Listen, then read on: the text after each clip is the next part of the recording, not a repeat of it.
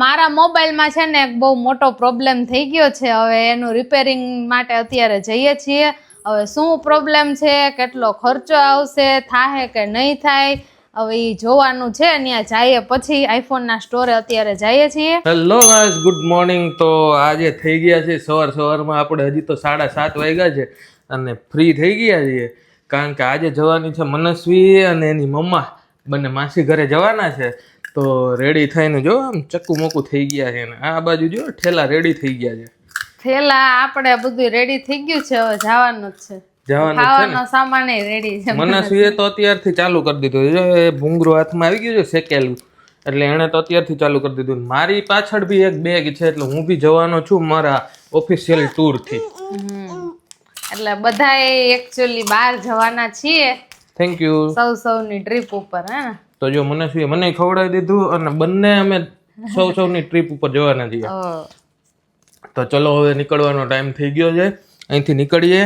મનસ્વીને ફોરું જશે બરોડા અને હું જવાનો છું કચ્છમાં. 2 કલાકની સફર પછી આપણે ફાઇનલી બરોડા પહોંચી ગયા છીએ અને બરોડા પહોંચતા 12 વાગી ગયા છે. મનસ્વી બેન તો જો રસ્તામાં જ સૂઈ ગયા હતા અને અહીંયા માસીના ઘરે જો એને ફ્રેન્ડ બનાવેલા છે તો જો અહીંયાની ફ્રેન્ડ જોડે રમે છે. એ કાનો કોણ છે દીકો? ફ્રેન્ડ છે તારી? હે હા, શું છે તારું નામ? હા, વલા વલા કરી દે દીદીને. એટલી રમવાની મોજ આવે છે ને.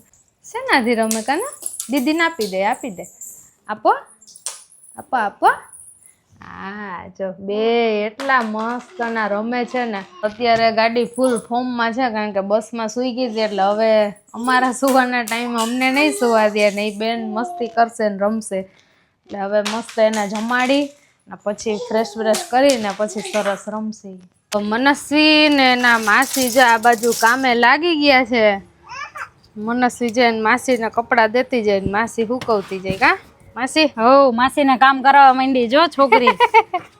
માસીને ટેકો થઈ ગયો હવે. હા, ચીપટાનો ઢગલો કરી દીધો છે ને કામ તો વધારવાનું પહેલા જ હોય પછી કામ કરાવવાનું હોય. હાલો ભરો બધું ફટાફટ. હાલો ભરો જો બધા ઓલા કરશે. મનસ્વી કપડા આપ મને લાવ. હાલો માસીને કે કપડા આપતી છે દીકુ. ચીપટા આપો. હાલો એક આપો માસીને. અહીંયા કપડામાં સુકવવું છે, આપી દો. લાવ પીન આપો મને. લાવો આપો. લાવો. કામઠા બેન બહુ રહ્યા ને અમારે. એક કામ કરે ખાલી વિડીયોમાં બતાવવા, બાકી કઈ ના કરાવે. કા દેખાવ છે જો પોતે ને પોતે ઢોળે ને પછી પોતે જ ભરે. આવું બધું કામ જ હોય. ના મનસ્વી આમ જો મમ્મા બોલાવે. કાનો હાય. હવે મોટા મેડમ જવાબે નહીં આપે. માસી પાસે આવી ગઈ ને એટલે મનસ્વી મેડમ છે ને એના માસી પાસે આવી ગયા એટલે થોડાક દિવસ આપને જવાબ જ નહીં આપે. એને જે કરવું હોય છે એ ધાર્યું અહીંયા થાય. મનસ્વી જો મનસ્વી એટલી સરસ રેડી થઈને ક્યાં જાય છે દીકુ? હે એ દીકા ટાટા જાય છે. જો આ બેગમાં છે ને નાસ્તો પાણી બધું લઈ લીધું છે એટલે ફૂલ તૈયારી સાથે મનસ્વી જાય છે બહાર. કઈ બાજુ?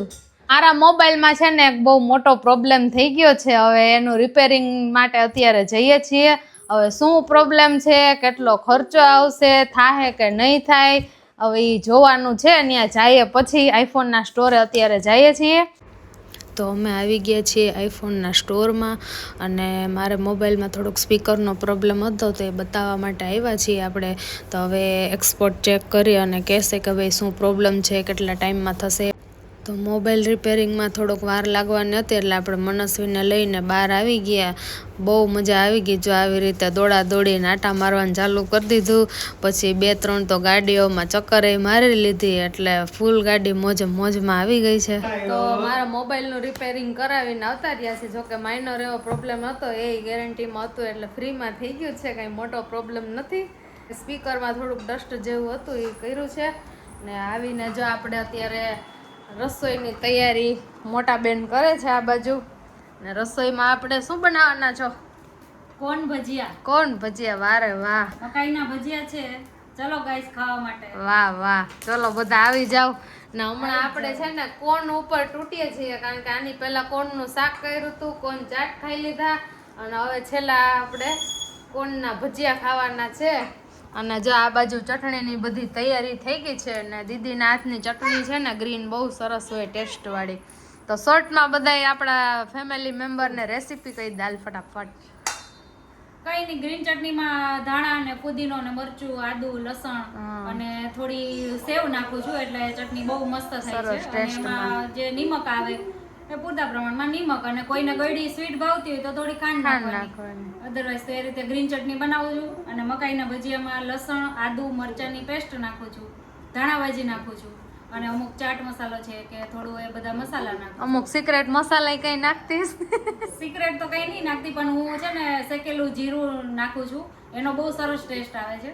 બાકી તો મરચું ને ધાણા જીરું ને આપણે જે રેગ્યુલર હોય એ મસાલા નાખી અને એની અંદર તમારે ક્રિસ્પી કરવા હોય તો મેંદો નાખી શકો અથવા તો કોર્નફ્લાવર નાખી શકો, અને બાકી ચણાનો લોટ તો હોય જ છે એમાં. સરસ છે. આ બાજુ બધું કટિંગ ચાલુ જ છે.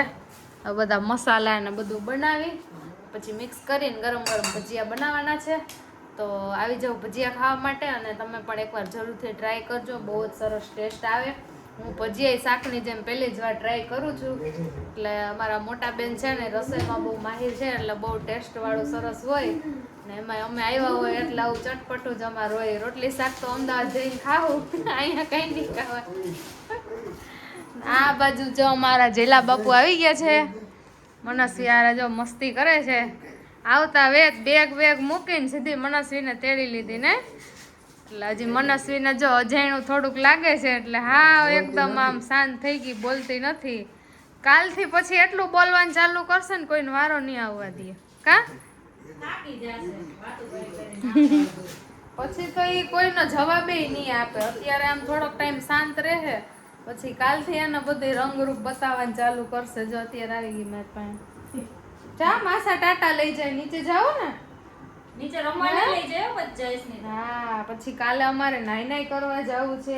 કાદિકા ફટાફટ ભજીયા બનાવી અને જમી લઈએ. આપણી ભજીયાની તૈયારી ચાલુ થઈ ગઈ છે. ભજીયા લાઈવ પડે છે, જે લોકોને ખાવા હોય એ આવી જજો. ને આ 2 સેમ્પલ રેડી થઈ ગયા છે ટેસ્ટ કરવા. સારા બને તો ખાવાના હે ને? કે સારા જ બન્યા? મસ્ત જ બન્યા છે, આંગળા ચાટતા રહી ગયા. વાહ વાહ વાહ, મોજે દરિયા હે ને? તમે બી ટ્રાય કરજો, એમ કેશો કે ના બહુ સરસ બને છે. રિયલમાં બહુ સરસ બને. એકવાર જરૂરથી ટ્રાય કરજો. બાકી તો જો આ બાજુ ફુદીનાની ચટણી છે, મરચા છે, ડુંગળી છે, એટલે આરે બધાય ફૂલ મસાલા સાથે ચટણી સાથે ખાવાનો પ્રોગ્રામ છે. મેં ટેસ્ટ કર્યા છે, બહુ સરસ બન્યા છે. ગરમ ગરમ બને છે, ઠરે એ પહેલા જમવા બેસી જઈએ.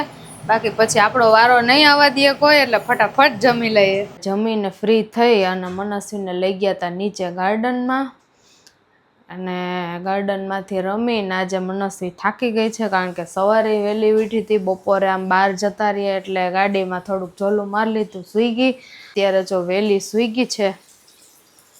અહીંયા જો માસા ને મનસ્વી બેય સૂઈ ગયા છે. હવે હું ને દીદી જાગીએ છીએ. દીદીને થોડુંક એનું કામ હતું એ બધું પતાવતી હતી. સુવાનો ટાઈમ થઈ ગયો છે, 12:30 તો ઓલરેડી થઈ ગયા. હવે થાકી ગયા એટલે સૂઈ જઈએ.